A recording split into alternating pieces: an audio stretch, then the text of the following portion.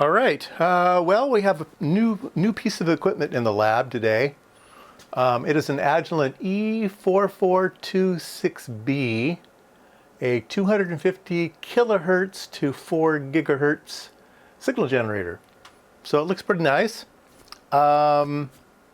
It was saved from the e-waste pile.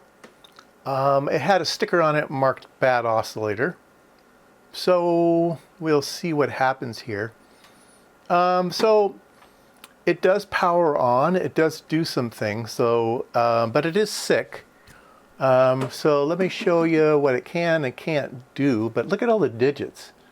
900 megahertz, those are hertz, those are tenths of hertz. We can turn the button here and we can change where we do the resolution thing here, so that's pretty cool. Let's leave it here on hertz, or 100 megahertz. So there's 900 megahertz, 901 megahertz, okay? And let's see what's going on. All right, I have it set to 900 megahertz, and we're actually only getting 896.8 megahertz, and it is drifting around, so it doesn't look like things are locked. Now it does give me two codes. It gives me a 513 code and it gives me a 521 code, which means the YIG oscillator is not locked. So the phase lock loop on the YIG oscillator is not settled down, which could explain everything. Here, let's take a look at a spectrum. So as I turn the knob here, the spectrum goes back and forth. So that's really, really nice. But once again, here's 900 megahertz, and that should be here in the middle. So if I move it over, there to the middle. Let's see, I need to be over one. I can't see where I'm. Right about there. Yeah, we're a little bit low, but the generator set to 903 megahertz, and it's measuring about 900 over here. So obviously something is sick. All right, I want to check the output level. I have it set to 0 dBm, and we're measuring pretty low over here. Measuring about minus 5 dBm over here. Let me change the power level here, see if it goes down.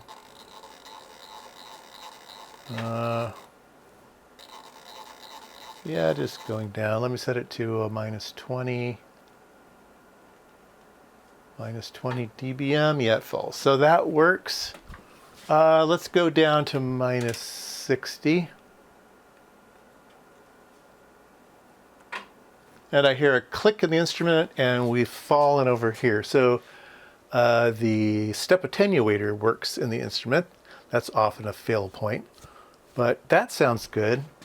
So it does seem to do everything it's supposed to do. I haven't checked modulation, but that will come in the future. But I say the phase lock loop on the YIG oscillator is not locking.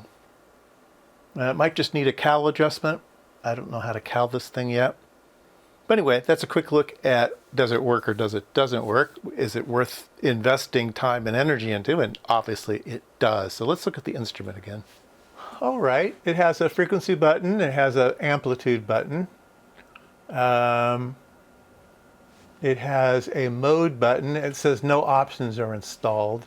I think it will do certain cellular or something or others, but it's not option isn't loaded in this. It does AM modulation, and it does do the AM modulation. I did test that earlier. And it looks like it has a whole bunch of different types of AM modulation, so I need to investigate that. Utility, it has an error list here.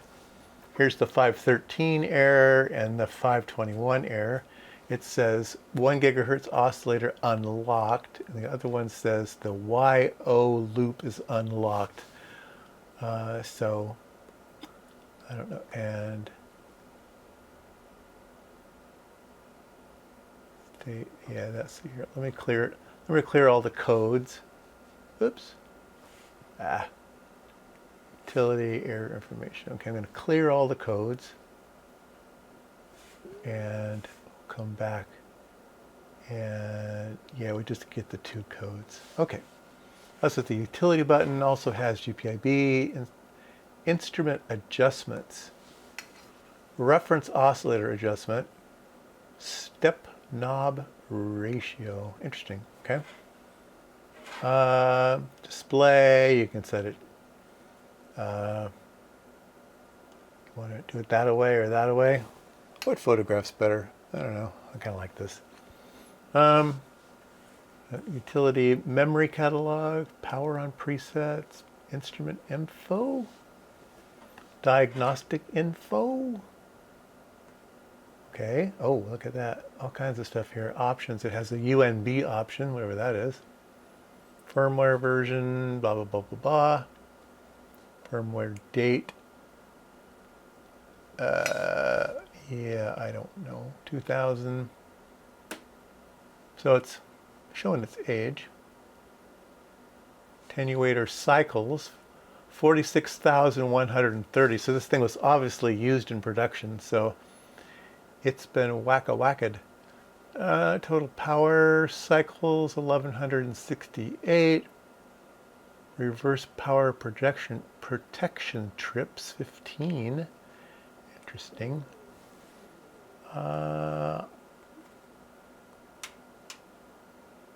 UNB revision A. I don't know what that is. Okay, so here, return. Yeah. Installed board. Yeah, we did that, didn't we? No, we didn't. Installed board. Oh, loading data. Dun dun dun dun dun dun dun.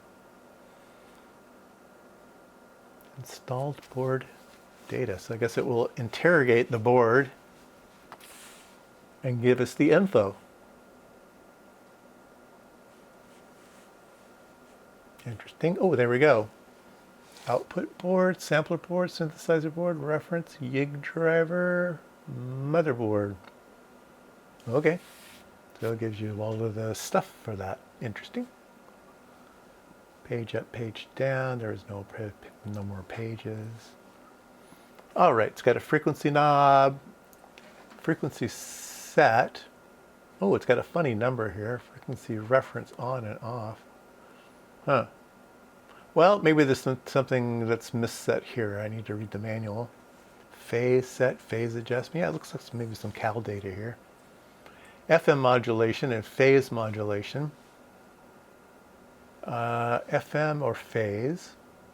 FM path, FM modulation. Yeah, okay. Oh, there's more. FM waveform. You can do, all kinds of different waveforms. Nice. Swept. Yeah, you can sweep. Oh, this is great. All right, let's go back. DCFM, DCOM cal. I don't know. Anyway, pulse. Pulse modulation, internal pulse source, internal pulse, pulses per second. 800 microseconds, pulse width, 400 microsecond. Yeah, maybe it'll do pulsing. That would be cool. I don't know. Pulse modulation off. Yeah, pulse. So it'll do pulses. That's good. Sweep. Sweep is off. Sweep. Oh, you can have a list or a step. Nice. Amplitude. Amplitude attenuation hold. ALC on or off. ALC normal or narrow. Okay. Amplitude reference set. Oh, we can dial in that amplitude reference here. Remember, we were a bit low. We could probably dial it back here. Nice. Okay. That was amplitude. We have LF out. LF out. Low frequency out, on or off. Low frequency out amplitude. Low frequency. Now, on the front panel, there is an LF output and an RF output. So there must be two different. Maybe this is the modulation frequency, the LF. So let's say it's modulating at 400 hertz. Maybe the 400 hertz comes out the LF. External input 1 and external input 2. Very interesting. Okay, we have a save and a recall. We have a trigger. Interesting. Let's see.